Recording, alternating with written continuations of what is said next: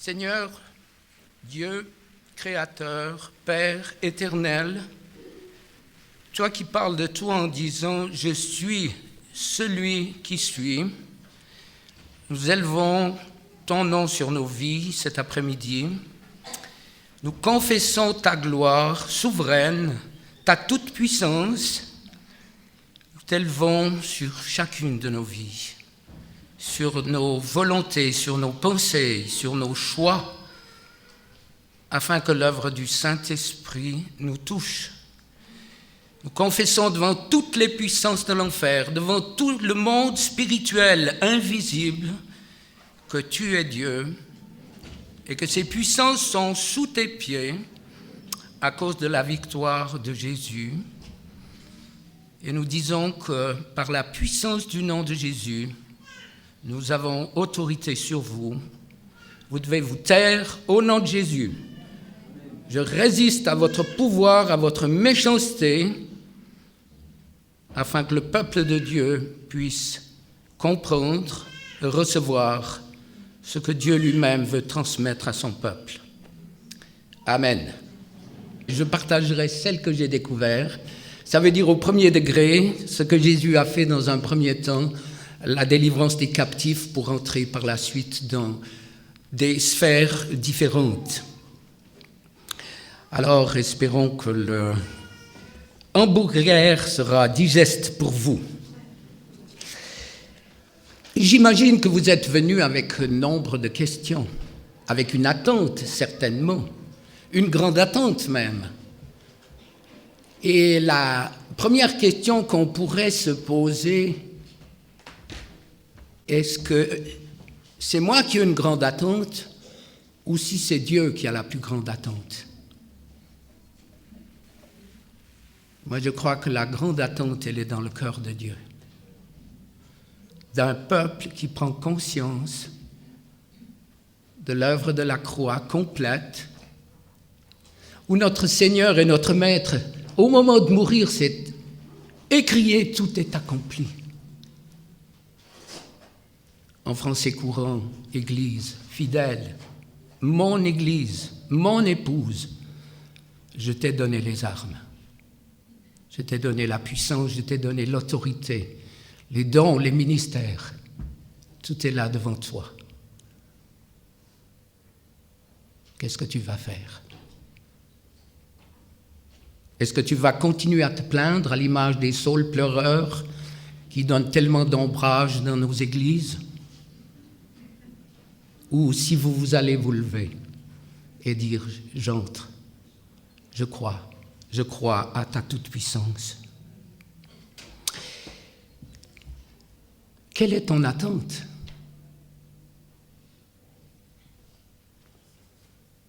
Et quelles sont les limites que tu mets à Dieu? Est-ce que Dieu a des limites? Puisque des cieux ne peuvent le contenir. Dieu n'a aucune limite. Aucune. C'est nous qui mettons des limites à Dieu. Nous mettons des limites à Dieu. Est-ce qu'à Yverdon, on sait que le Saint-Esprit agit avec puissance? Est-ce que tous les chrétiens d'Yverdon savent que le Saint-Esprit est en train de se manifester dans ce lieu? Malheureusement, non. Je voudrais vous avertir par cela, cet exemple en vous disant, nous vivons des temps extrêmement précis et nous devons supplier Dieu qu'il ouvre nos yeux, nos cœurs, nos oreilles spirituelles, afin qu'on ne perde rien de ce qui se passe par rapport à la puissance de Dieu. Il se pourrait que beaucoup passent à côté de ce que Dieu fait. Et quel drame! Les vierges sages connaissaient le Maître, les folles aussi. Il n'y a qu'une seule chose qui leur manquait, c'était la réserve. Quelle est ta vision? Forme ta vision pendant ces heures. Crie à Dieu pendant que ses serviteurs parlent, pour que Dieu dépose en toi une vision, afin que cette vision te guide dans ta marche, dans les années qu'il te reste. C'est pas trop tard. Moi, j'ai été touché à 41 ans je me suis converti à 13 ans, ça fait 55 ans. Donc, vous voyez que les tempes blanches que j'ai prouvent mon âge.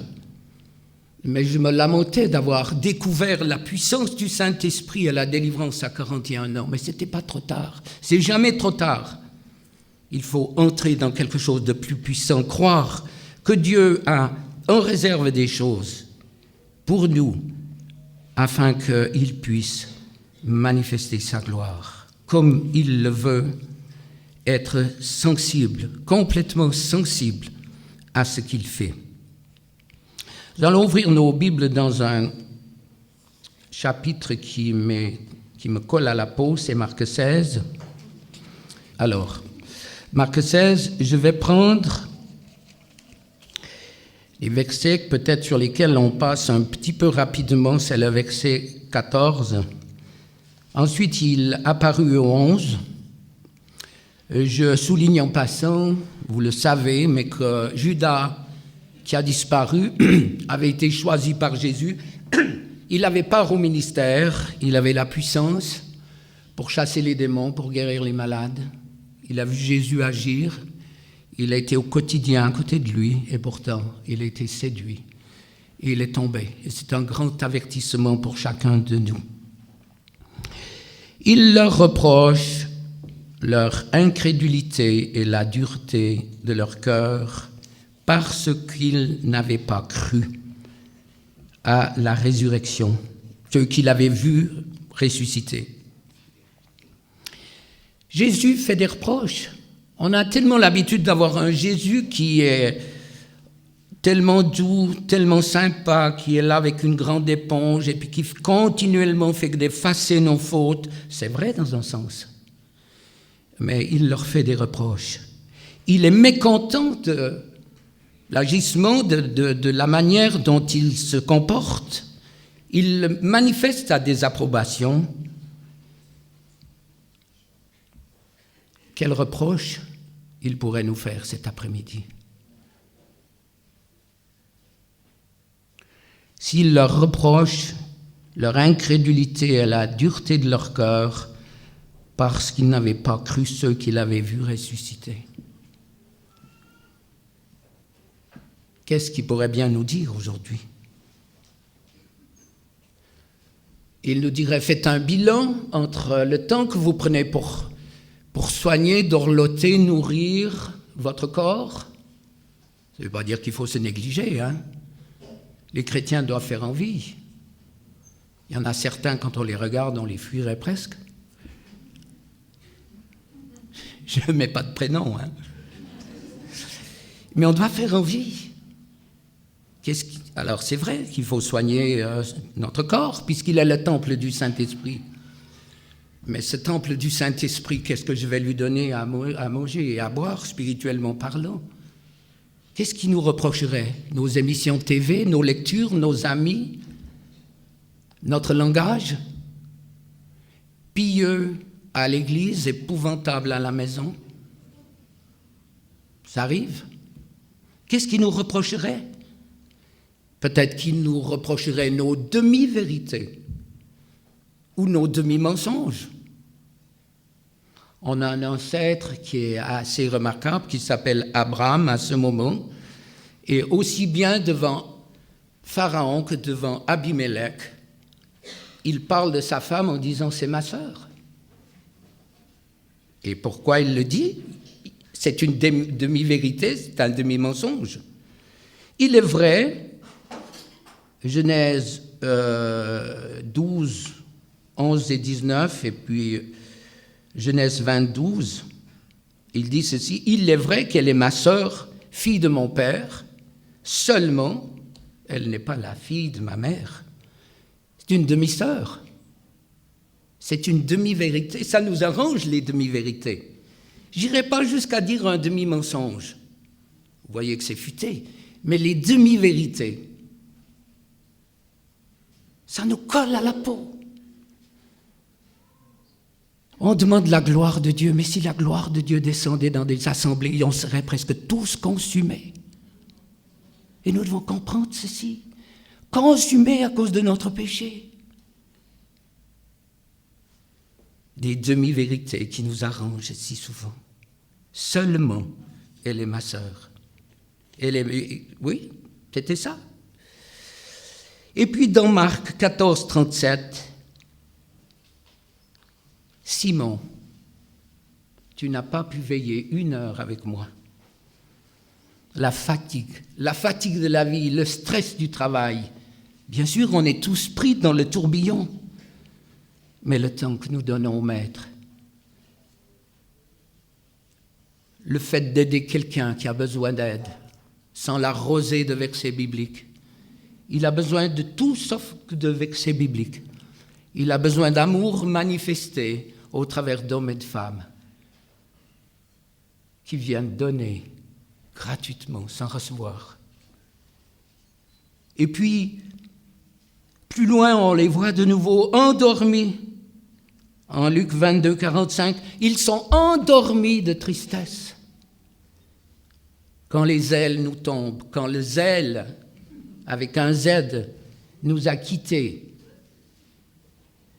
désabusés, complètement lessivés, à cause des circonstances de la vie, à cause des injustices. Peut-être parce que dans un premier temps, on n'a pas les lunettes spirituelles pour savoir que tout ce qui nous arrive vient du diable, alors qu'on croit que c'est Dieu qui est en train de nous façonner. Souvent, j'entends des personnes qui disent « mais je ne fais pas assez pour Dieu ». Qu'est-ce que vous pouvez faire pour Dieu? Qu'est-ce que vous pouvez faire? Au monde, qu'est-ce que vous pouvez faire? Qu'est-ce que je peux faire pour Dieu? C'est grâce, c'est miséricorde. Et c'est un honneur si je peux faire quelque chose qui me confie, d'obéir simplement, mais pas de faire pour lui, mais d'obéir pour entrer dans un plan. C'est tellement différent. Il les trouva endormis de tristesse, fatigués, là, ras-le-bol. On s'y retrouve. C'est pas mon problème, mais beaucoup s'y retrouvent. Chez moi, il y en a d'autres. Soyez assurés qu'il y en a encore. Qu'est-ce qu'il va leur reprocher? Dans Matthieu 11, 2 à 6, c'est Jean-Baptiste qui est en prison. Il envoie des amis vers Jésus. Et ils lui disent, les aveugles voient, les boiteux marchent, les lépreux sont purifiés, les aveugles voient. Je l'ai dit. Les lépreux sont purifiés, les sourds entendent, les morts sont ressuscités. La bonne nouvelle est annoncée aux pauvres. Et Jésus dit ceci, « Heureux celui pour qui je ne serai pas une occasion de chute. » Le miraculeux, le surnaturel est pour beaucoup une occasion de chute. Nous devons impérativement faire revenir dans l'Église le surnaturel. Le surnaturel de Dieu, c'est son naturel. Le naturel de Dieu que nous avons décodé comme étant surnaturel. Le naturel devrait être dans nos vies, dans nos couples, dans nos familles. Le naturel de Dieu devrait être au quotidien le signe que Dieu règne au travers d'hommes et de femmes comme nous. Qui sommes-nous? 300 grammes de centre, 350 peut-être si on a un peu de ventre comme moi. C'est quoi? C'est rien, nous sommes rien. Et pourtant, dans sa main, nous sommes quelqu'un. Et le paysan que je suis, ou le fermier comme vous voulez, vous ne lui faites pas dire que c'est impossible d'avoir une récolte s'il n'y a pas un labour avant. Le labour qui fait mal, lorsque tout s'attire à l'intérieur, lorsque Dieu touche les points sensibles de nos vies, où la chair crie « non, je ne veux pas », alors que Dieu vient nous convaincre. Il touche en profondeur, il touche ma culture, il touche mon couple, ma façon d'être, de vivre, il touche ce que je dis, ce que je fais. Il touche afin qu'il puisse faire venir à la surface toutes les choses qui vont empêcher la semence de trouver un lit favorable pour une croissance extraordinaire. Oui, elle va continuer certainement à labourer, mais Dieu va semer. Et de ces labours vont rejaillir une moisson. Une moisson pour nos vies, pour nos couples, pour nos communautés, pour nos familles, mais pour notre pays. Il y a un avant, je le sais, il y a un après. Oui, le surnaturel fait peur. Lorsque Pierre marche sur les eaux, ils ont la peur, la trouille, le trouillomètre à zéro. C'est du français argot, mais ça veut dire ce que ça veut dire. Ils croient à un fantôme et ils s'approchent. Il faut marcher sur le surnaturel. Je ne veux pas faire partie de ceux qui ont vu, je veux faire partie de ceux qui ont vécu. Soyez de ceux qui font partie de ce qui est vécu, de ceux qui ont marché ou qui vont marcher sur les eaux, qui vont aller dans le surnaturel de Dieu qui est son naturel. Ne vous contentez plus d'avoir vu et entendu. Arrêtez de courir après les signes, après les prophètes, après les personnes qui vous donneront une parole. Entrez dans le travail du laboureur, c'est-à-dire préparer le terrain afin que le semeur puisse semer sa semence. Et c'est là où vous allez voir la croissance.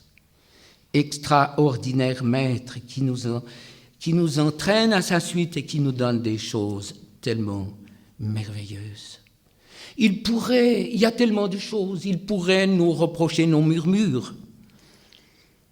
Il y a une femme, je crois l'avoir aperçue ici, bien sûr, je ne veux pas lui demander de se lever, qui est venue une fois et qui m'a étonné par sa requête. Elle m'a dit, il y a encore des murmures dans ma vie. Et cette femme m'a touché. Chez nous, on dit ronchonner. Ça veut dire ce que ça veut dire. Il y a encore des murmures dans ma vie. Est-ce qu'il n'y a pas des murmures dans ta vie?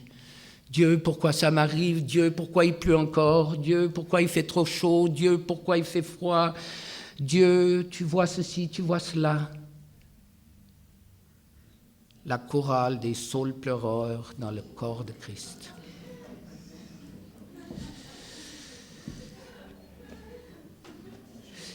Dans Nombre 11, verset 1, le peuple murmure, et cela déplut à l'Éternel. Êtes-vous du côté, une bonne question, êtes-vous du côté de celui qui prêche, qui agit, qui donne plus que l'impression, mais la certitude qu'il est un rassembleur plutôt qu'un diviseur? Est-ce que tu es du côté du diviseur dans le corps de Christ? Un partoutiste? Est-ce qu'il pourrait te reprocher que tu vas d'église en église pour essayer de trouver enfin une église parfaite qui ne serait plus dès le moment où tu y arriverais? Es-tu du côté de celui qui a la vision que dans l'unité, alors les choses vont se passer? Jésus lui-même a dit à ses disciples, à ceci, le monde connaîtra que vous êtes mes disciples, à vos nouvelles doctrines, à votre manière de tomber en avant, en arrière, de vous tordre, de vous pencher. Le monde sera vraiment saisi par une nouvelle doctrine qui dit qu'il faut faire les choses comme ça plutôt que comme ça. Arrêtez la louange comme ça, il faut la faire autrement. Le monde va être saisi. Non. Le monde connaîtra que vous êtes mes disciples par l'amour que vous avez les uns pour les autres. Et c'est ça. Et je crois que c'est ce que Dieu est en train de faire. Et puis ensuite, il leur fait des reproches et puis il leur donne un testament extraordinaire. Il leur dit, allez-y, foncez les gars, vous avez reçu, donnez, faites, croyez que les choses vont se passer. Dans Acte 1, Jésus a donné des ordres pour après son départ. Il a commencé à faire les choses. Et c'est où? Ce qu'il a laissé en Europe. Tout ce qui est parti avec les apôtres, qu'est-ce qu'il en reste en Europe? Et vous savez, la question que j'ai souvent posée dans ces séminaires, je la pose pour les nouveaux. Si Jésus revenait aujourd'hui, dans quelle communauté on l'enverrait? Beaucoup ne le voudraient pas parce qu'il y a le baptême d'eau par immersion. Les autres ne le voudraient pas parce qu'ils parleraient du baptême du Saint-Esprit, du parler en langue. D'autres ne le voudraient pas parce qu'il guérit les malades. Et d'autres ne le voudraient pas parce qu'il chasse les démons. Pauvre Jésus, où irais-tu, Jésus? Et ce que Pierre, Paul, Jean nous ont laissé, c'est où en Europe? Vous avez l'adresse d'une église où le feu fonctionne, où le fait de marcher et que l'ombre touche quelqu'un, les miracles se font, ou un linge qui a été touché. Ouf! Mais est-ce que nous avons besoin de secouer? Est-ce qu'il faudrait des électrochocs pour faire tomber et puis continuer à louer Dieu en disant tu es merveilleux? Entre la vérité et la réalité, c'est là. Je ne peux pas parler les mains au dos. Entre la vérité et la réalité, c'est la différence de ce que nous vivons. Il donne cet ordre, allez-y, vous avez reçu, donnez. Si on prêche l'évangile de puissance, l'onction va suivre, l'autorité va suivre, les miracles vont suivre. Jésus va nous pousser toujours plus. Ah, je sais très bien que quand on dit « Jésus m'a poussé », j'ai entendu ça quand j'étais jeune, on dit « mais si Jésus te pousse, c'est qu'il est derrière, c'est pas bon signe ». Il aimerait tellement être devant pour nous tirer. Et quelquefois, il est malheureusement obligé d'aller derrière pour nous donner un bon coup, pour nous dire « vas-y mon vieux ». Pas vrai?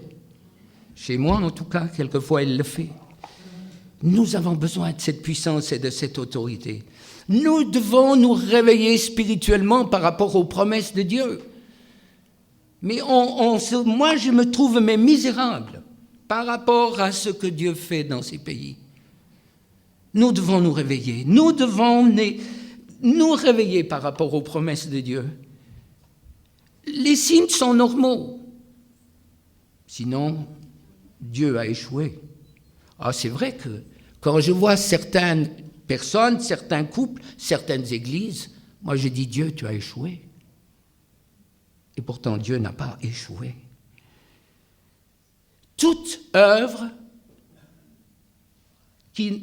l'œuvre ça veut dire ta vie, ton couple, ton groupe de prière, ton église, toute œuvre qui ne porte pas les signes de l'onction, je ne dis pas à moyen terme, à court terme, est appelée à disparaître.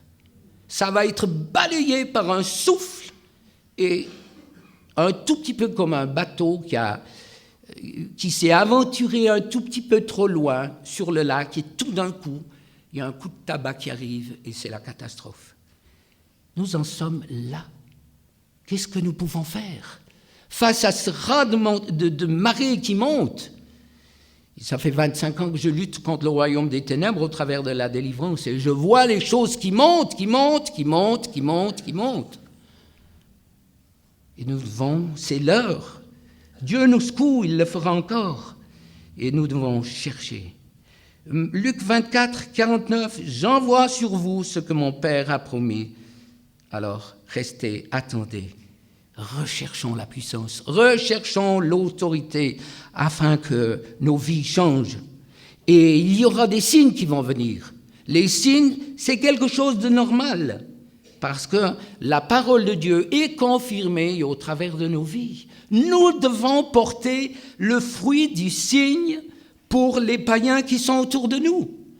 Les lois spirituelles, ils en ont leur claque. Ils veulent boire. C'est comme quelqu'un déshydraté dans un désert à qui on viendrait expliquer les vertus de l'eau de Vichy Célestin par rapport à Évian ou je ne sais quoi, une belle jambe. Et on leur dirait pourquoi c'est du verre plutôt que du plastique et que ça tourne de gauche à droite plutôt que de droite à gauche. C'est ce que nous expliquons souvent, nous, en tant que chrétiens.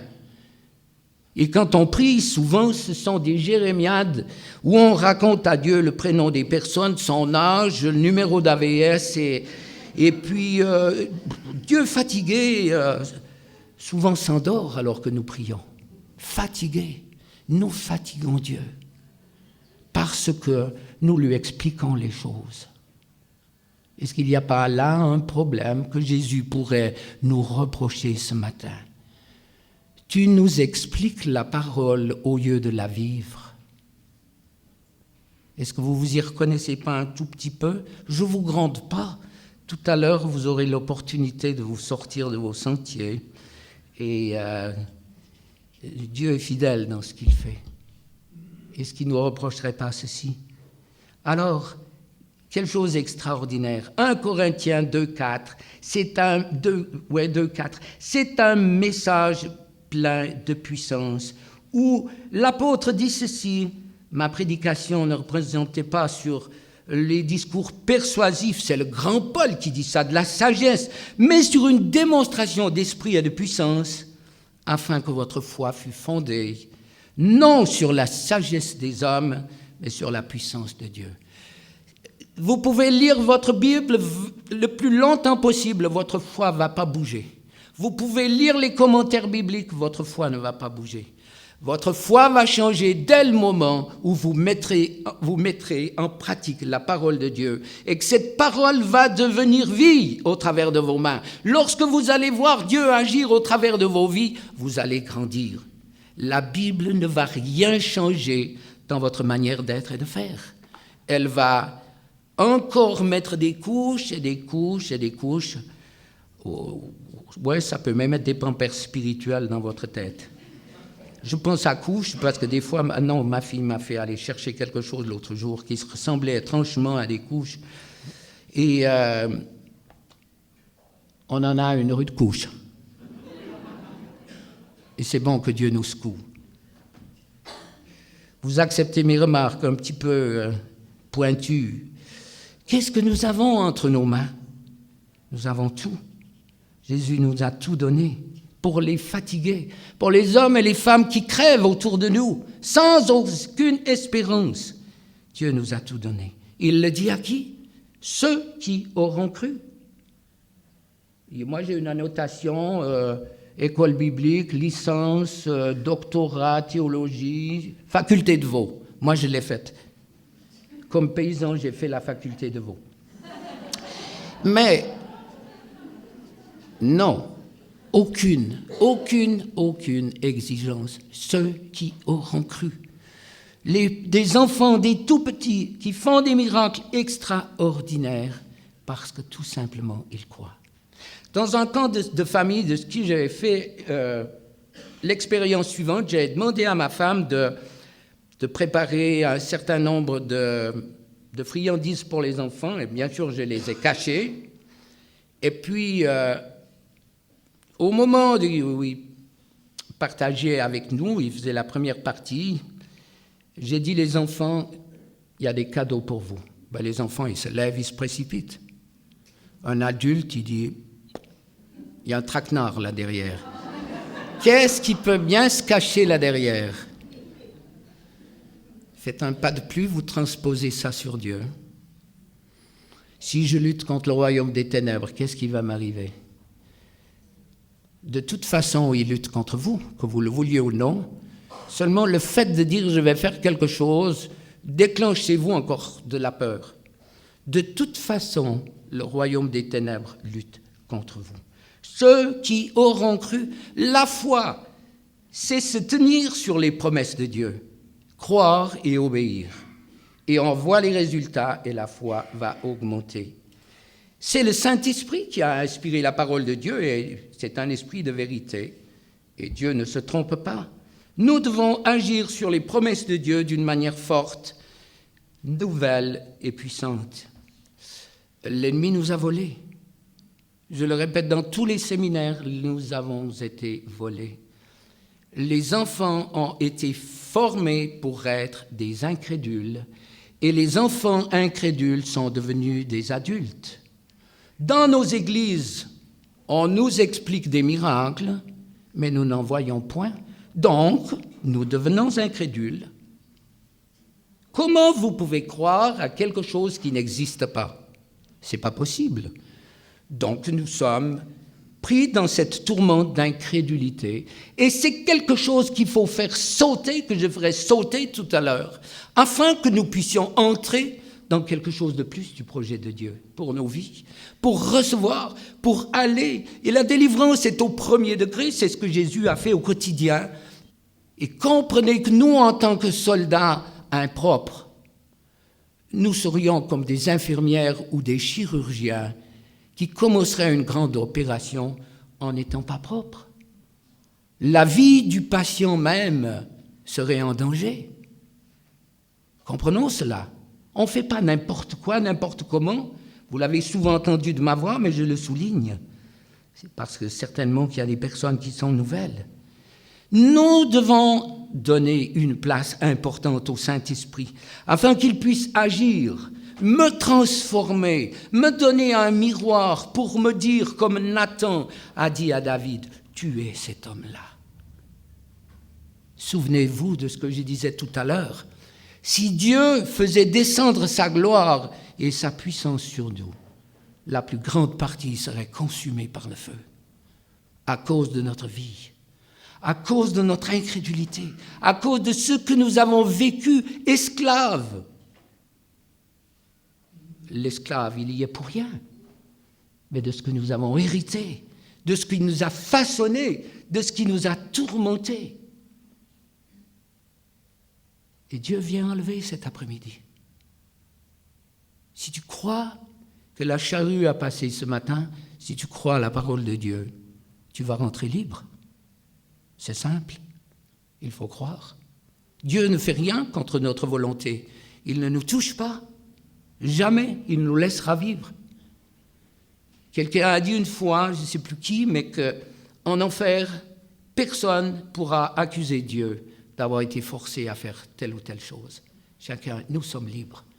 Cette liberté est glorieuse, mais elle est tout à la fois à double tranchant. Et c'est au travers de cette liberté que l'ennemi essaye de faire des choses pour nous enlever la bénédiction. Donner accès au Saint-Esprit dans ma vie, pourquoi ? Pour qu'il me transforme, pour qu'il me donne une conviction de péché. Quelquefois, nous avons besoin de frapper, nous qui recevons les gens. Je me souviens une fois que je priais pour une femme, c'est douloureux ce que je vais dire, peut-être que vous allez toucher, ça va vous faire mal peut-être, mais tout à l'heure vous aurez l'opportunité d'être guéri. Et il me semblait une femme qui était, mais tout à fait, quand même j'ai acquis une certaine sensibilité d'une femme qui passait sur un avortement d'une manière tellement légère. Et je crois que je ne fais pas partie, je ne suis pas du côté de celui qui accuse. Mais j'ai posé la question à cette femme, combien avez-vous d'enfants ? Elle m'a dit, et je lui ai dit, mais t'as jamais pensé tuer ton aîné ? Alors elle était catastrophée. J'ai répété ma question, et je lui ai dit, mais c'est la même chose, ma sœur. Elle était touchée par la crainte de Dieu, une conviction de péché, et j'ai pu prier pour sa délivrance. C'est une femme qui est rentrée libérée, au travers d'une conviction de péché, parce qu'elle avait minimisé quelque chose. Nous ne devons pas minimiser. Je sais que Jésus a dit, l'homme qui regarde une femme a déjà commis, s'il la convoite bien sûr, a commis adultère, et elle tombe sous la condamnation. Tous, sans exception, nous tombons sous la condamnation de la parole de Dieu. Et si nous pouvons nous tenir ici devant lui, cet après-midi, c'est par grâce, c'est par miséricorde. Mais il ne faut pas utiliser la grâce et la miséricorde comme un sauf-conduit, comme une porte de secours. Mais c'est parallèle à cette prise de conscience du jugement de Dieu. Et lorsque la colère de Dieu va descendre sur le monde, quelle confusion de face.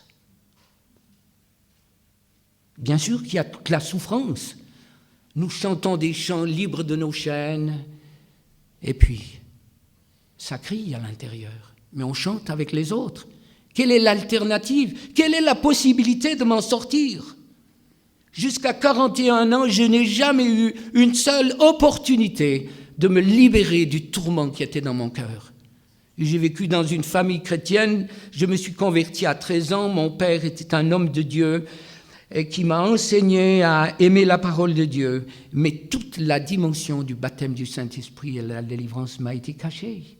Et j'ai vécu jusqu'à 41 ans en me disant, mais la vie ne vaut pas la peine d'être vécue. Si c'est ça, être chrétien avec autant de tourments, et en plus la culpabilité de pécher, alors que je n'avais absolument rien compris à la stratégie des ténèbres, une voix me poussait à faire des choses et une autre voix qui me faisait croire que c'était le Saint-Esprit qui venait me dire « c'est grave ce que tu fais », alors que ce n'était pas du tout grave. Et je sombrais, je coulais, je remontais. Je me suis converti 50 fois, je pense.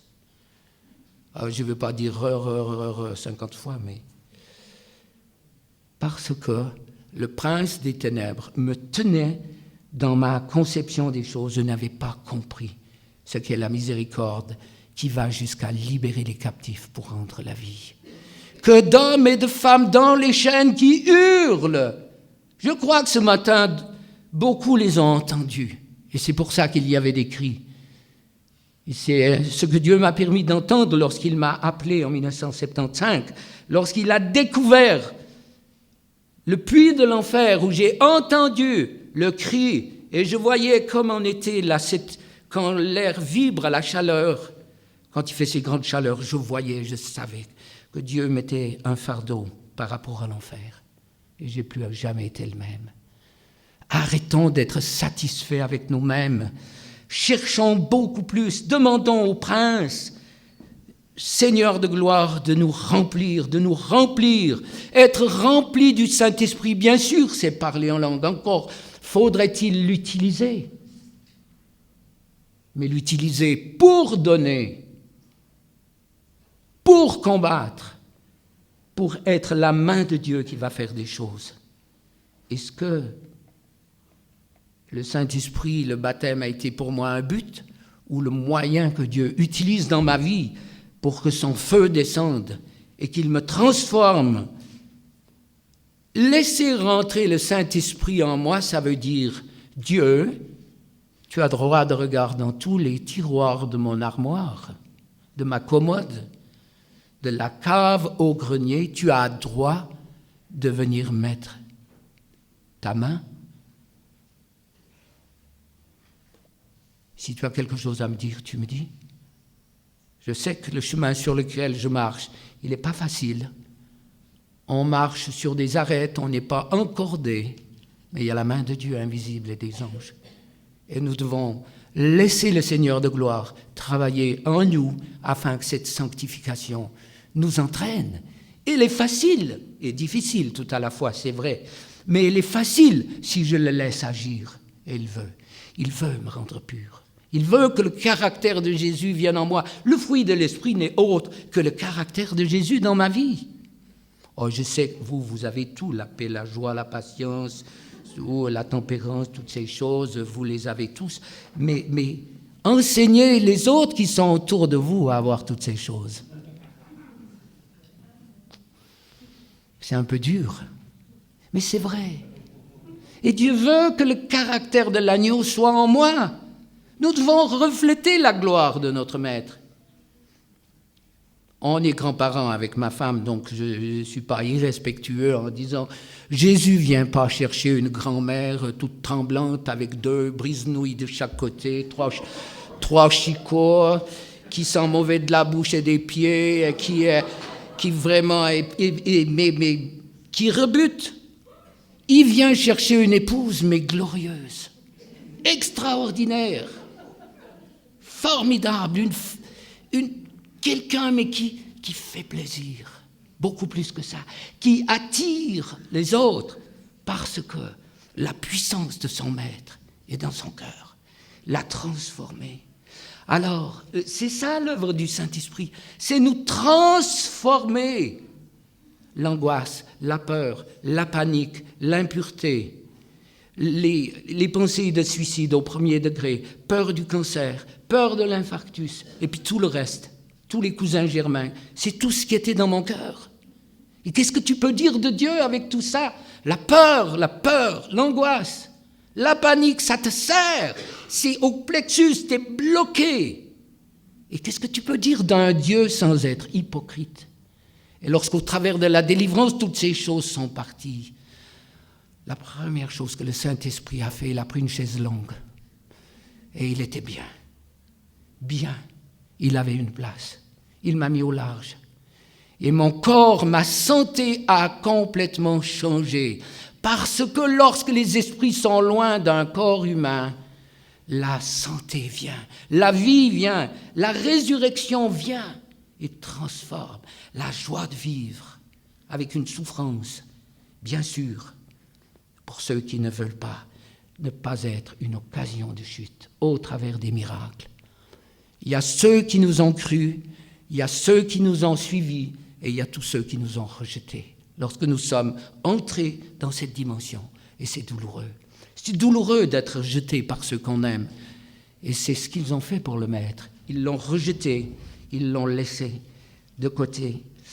Alors, frères et sœurs, nous devons nous enthousiasmer pour ce royaume, pour ce Dieu qui va semer encore pendant ces quelques réunions, ces heures, beaucoup d'heures qui nous restent, afin qu'il y ait une croissance, afin que nos vies, nos couples, nos familles soient complètement changées. Bien sûr, il ne veut pas qu'on devienne des professionnels, ça vous le comprenez, mais des hommes et des femmes dans la main du Maître. Est-ce que c'est pas vrai de dire que nous consultons de moins en moins le Saint-Esprit? Nous ne pouvons pas avoir une relation avec quelqu'un qui ne parle pas, ou qu'on n'entend pas, ou qu'on ne voit pas. Vous êtes d'accord? Comment on peut avoir une relation avec Jésus si on ne l'entend pas, si on ne le voit pas, si on ne peut pas l'écouter, lui poser des questions, oser venir pleurer sur son épaule? Comment on peut avoir une relation? Posons-nous la question. Allons plus loin dans notre recherche, afin qu'il puisse nous révéler ces choses cachées. Et je peux dire que jamais, jamais, jamais, Dieu ne m'a laissé en aucune circonstance confus devant le monde des ténèbres, alors que des fois c'était plus que épique, c'était même dangereux pour ma vie, mais Dieu a toujours été souverain. Alléluia. Dieu est fidèle. Oui, c'est vrai, on le consulte de moins en moins. Et comment on peut résoudre des problèmes humains avec des réponses humaines? Ça, c'est possible. Mais des problèmes spirituels seuls, avec une réponse spirituelle, tout cela est possible. Donc, attention, nous ne devons plus vivre de religion, c'est impossible. Nous devons vivre de la puissance de Dieu, plus vivre de religion, plus vivre avec l'intellect. Bien sûr qu'on en a besoin. Merci pour tous les docteurs de la loi qui nous enseignent la parole. Mais nous devons sortir de notre compréhension des choses afin que la puissance de Dieu se manifeste d'une manière extraordinaire. Je suis convaincu que le péché enlève la protection que Dieu a établie autour de nos pensées. Je suis convaincu. Et les pensées, c'est l'endroit où vont se décider les choses. Au psaume 5, verset 13, « Car tu bénis le juste, ô Éternel, tu l'entoures de ta grâce comme d'un bouclier. » Oui, le péché volontaire, je soulignerai ça, le péché volontaire enlève la protection de nos anges gardiens, donne à l'ennemi la possibilité de nous tourmenter. En parlant des anges gardiens, je vous donne quelques citations si vous voulez travailler à la maison. Psaume 34, verset 8, Psaume 91, verset 11, Matthieu 18, 10, Actes 12, 16, Hébreux 1, 14. Maintenant, dans Job 1 au verset 10, il dit, Satan dit à Dieu par rapport à Job, mais ne lui as-tu pas donné une protection un petit peu spirituelle, un peu plus comme ça, particulière? C'est possible que Job ait eu une protection particulière de la part de Dieu. Et s'il l'a donnée à Job, il peut très bien vous la donner maintenant. Donc nous devons faire attention de nous protéger de ce monde invisible qui est autour de nous et que Dieu, dans un premier temps, nous empêche de voir parce que nous ne pourrions pas le supporter. Et le delirium tremens en est tout à fait, les drogués qui se piquent, c'est tout à fait la démonstration de cette barrière qui est enlevée et qui peuvent voir dans le monde spirituel et qui casse complètement. Puis bien sûr, la guérison, elle est là pour glorifier Dieu, pour nous entraîner à sa suite, afin que nous soyons dans la main de ce Maître, l'instrument puissant de ce qu'il attend. Dieu a besoin de nous. Et c'est les jours où il vous appelle. Il a labouré pour mettre la semence, et il est généreux dans la semence qu'il donne, extrêmement généreux. On peut résister à l'appel de Dieu, on peut résister à la charrue.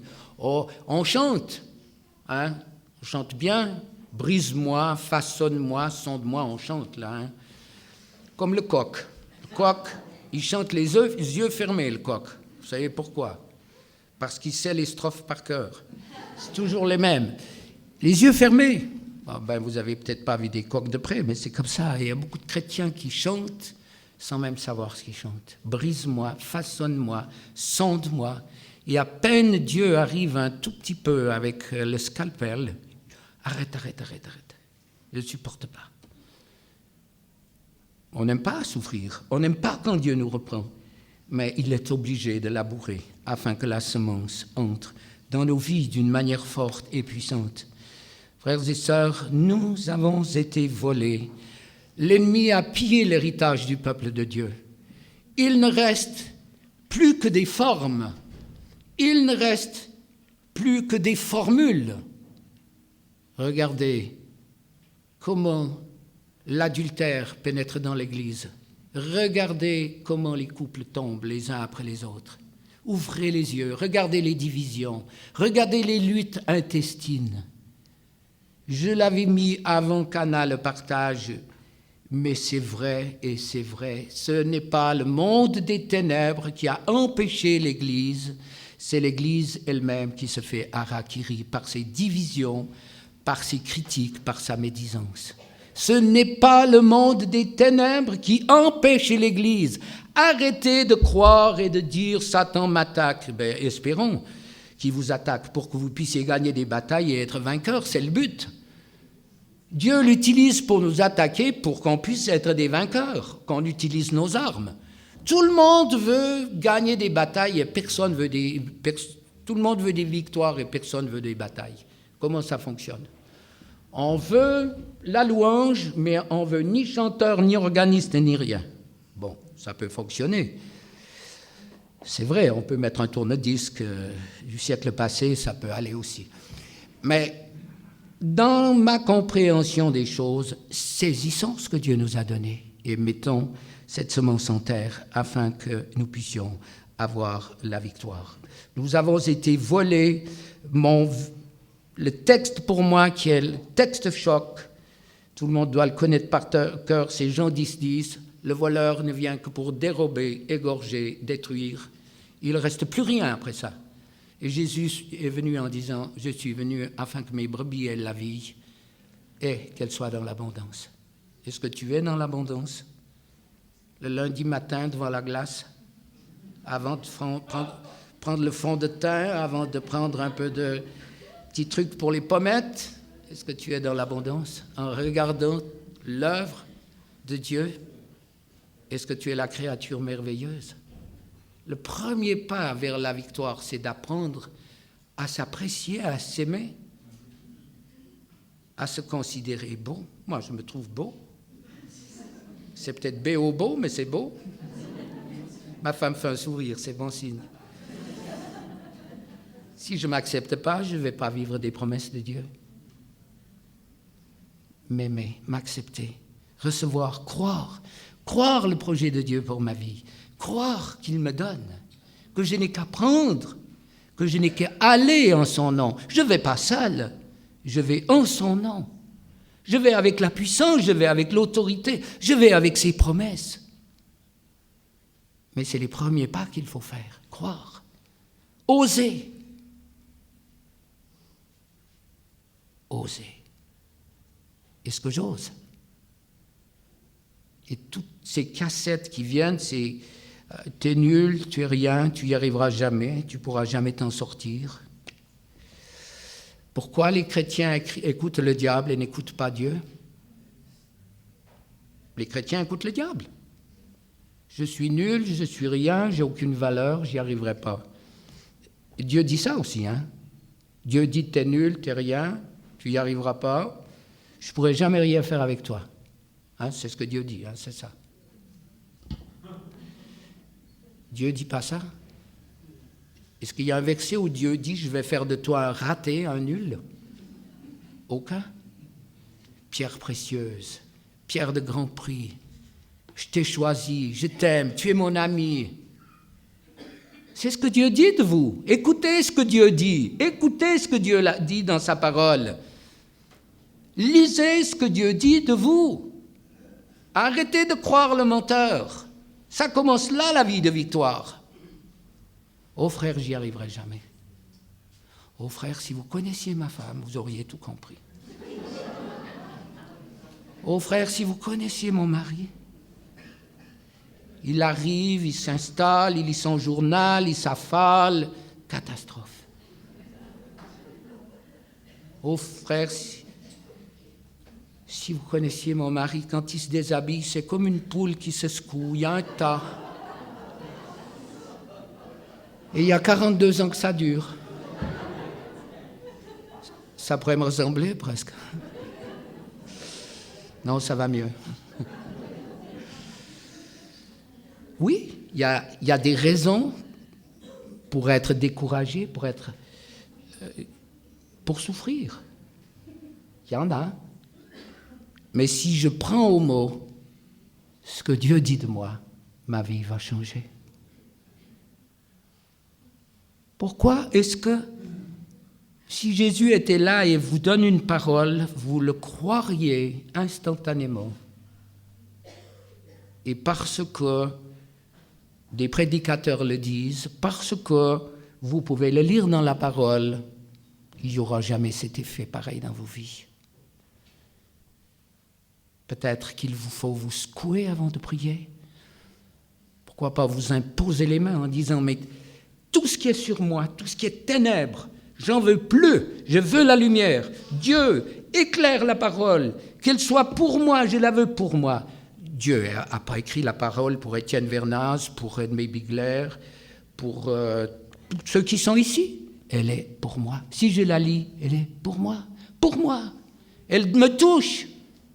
Ah, si je dis, ah oui, la sœur Untel, alors ça lui ferait bien du bien de lire ça. Et puis le frère, lui, ça serait vraiment un message pour le frère. Peut-être. Mais c'est le message pour moi. Dieu me façonne, Dieu me laboure, Dieu enlève. Et puis ensuite, il va pouvoir mettre sa semence de vie. Qui sommes-nous? Rien. Serviteurs inutiles. Dieu ne nous doit rien du tout. Ni le salut, ni la guérison, ni la délivrance, ni le baptême du Saint-Esprit, ni les dons, ni les ministères. Dieu ne nous doit rien du tout. Rien. Écoutez bien, Dieu ne me doit rien. Mais il est Dieu et il me donne parce qu'il m'aime. C'est son amour. Au-delà de tous les crève-cœurs, au-delà de tous les coups que je lui fais, au-delà de toutes les choses que nous avons touchées, son amour va au-delà et il donne. Il donne. Regardez la nature, la semence qu'il y a dans la nature, les pollens qui font tousser, qui nous mettent le goutte à goutte où on n'aimerait pas. C'est vrai, avec toutes les allergies, c'est vrai. Mais regardez la générosité de la nature. Des milliards de spermatozoïdes, et il en faut un pour donner la vie. La générosité de Dieu. Entrez dans la générosité de Dieu, afin que vous puissiez donner aux autres et être généreux, apporter la résurrection de ceux qui sont dans les chaînes, les faire sortir des cachots, apporter la guérison des cœurs blessés, brisés, apporter la paix dans les foyers détruits, apporter la victoire, la puissance. C'est ce que Dieu veut. C'est notre appel. Alléluia.